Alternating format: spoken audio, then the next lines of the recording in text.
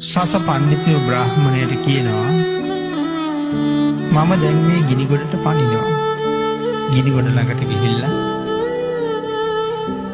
සර්වඥතා ඥානි අධිෂ්ඨාන කරලා අර මහා අඟුරු ගොඩට පැන්නා.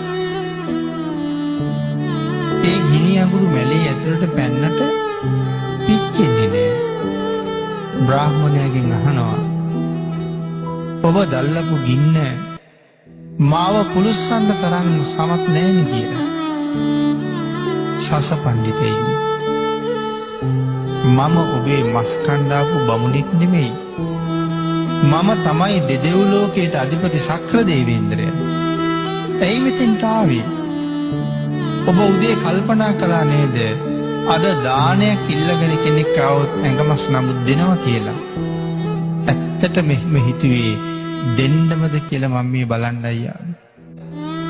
ගිනි අඟුරු මැලේ ඇතුළට යවලා සස පණ්ඩිතයෝ දෝතින්ම අරගත්තා. අන්තිමට සක්‍ර දේවේන්ද්‍රයෝ කල්පනා කරනවා දානය ලෝකයේ කොයිතරම් උතුම්ද, දානය ලෝකයේ කොයිතරම් ශ්‍රේෂ්ඨද.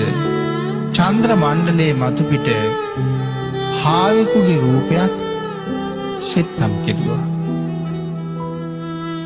කල්පය පවතින තුරු හඳ තියෙනවා. අබුද්ධෝත්පාද කාලයේ පවා හඳ දකින්න ප්‍රඥාවන්තයාට වැටහෙනවා මේ සසල අපේ මොකද්ද කියන්නේ.